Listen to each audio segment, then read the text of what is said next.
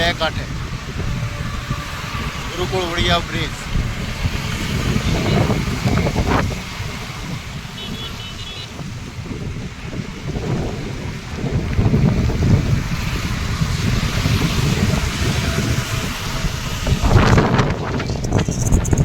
જોઈ રહ્યા છો આપણે તાપી નદી.